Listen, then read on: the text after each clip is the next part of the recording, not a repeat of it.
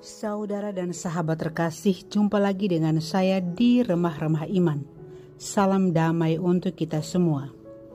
Ketika kita mengalami kejatuhan atau kemunduran dalam perjuangan, dalam usaha-usaha baik kita merasa tidak berdaya.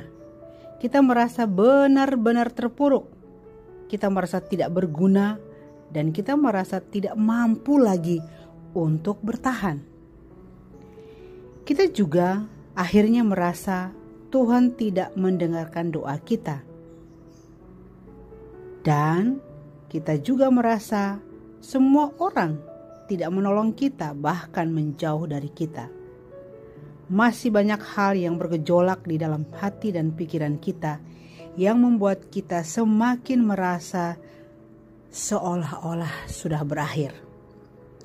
Nah, ketika kita masuk dalam pengalaman seperti ini, kita mesti memiliki kekuatan yang spektakuler untuk mendongkrak kembali semangat kita agar kita bangkit lagi, yakni Roh Kudus. Kita mohon Roh Kudus.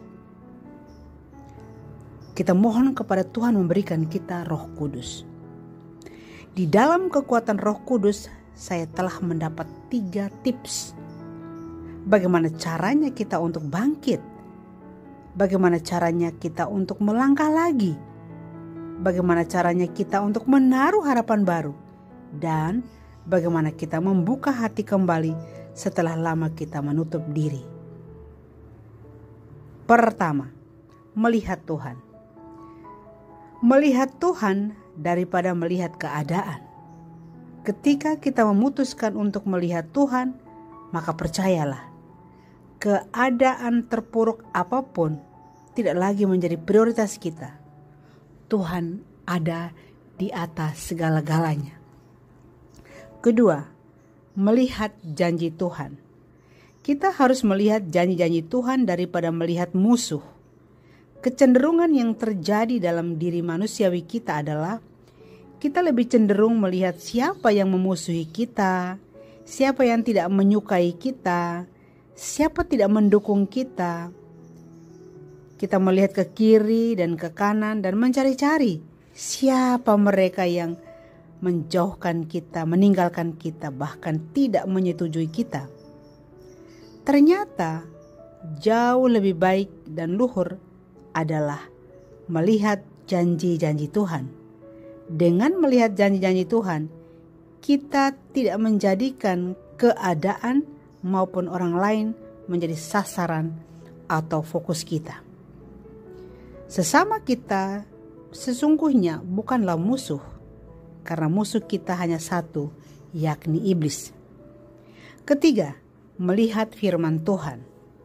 Melihat firman Tuhan, membaca dan menemukan kehendaknya daripada sibuk dengan perasaan kita.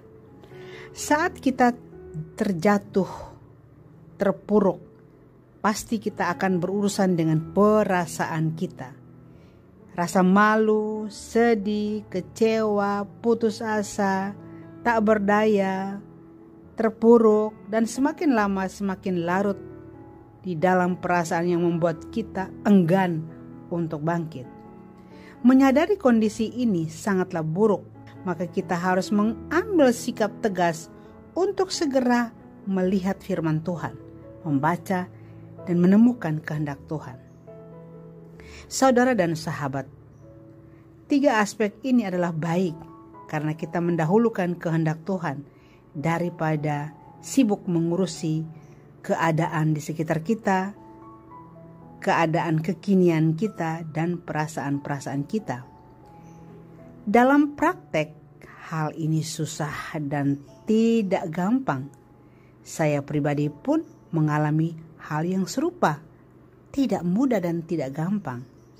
Tetapi di dalam kekuatan Roh Kudus, saya menemukan 3 aspek ini. Dan dalam kekuatan Roh Kudus pula saya berusaha untuk menjalankannya. Maka sungguh sangat membantu. Percayalah, di dalam setiap upaya-upaya kecil kita, rahmat Tuhan bekerja dahsyat, melampaui kekuatan kita untuk mengangkat dan menyelamatkan kita dalam keadaan yang tidak selamat. Mari kita simak 3 aspek ini kembali dan melihat keadaan kita yang sekarang. Lalu kita mencoba untuk mempraktekannya. Semoga permenungan saya ini menjadi inspirasi bagi saudara dan sahabat. Terima kasih, Tuhan memberkati.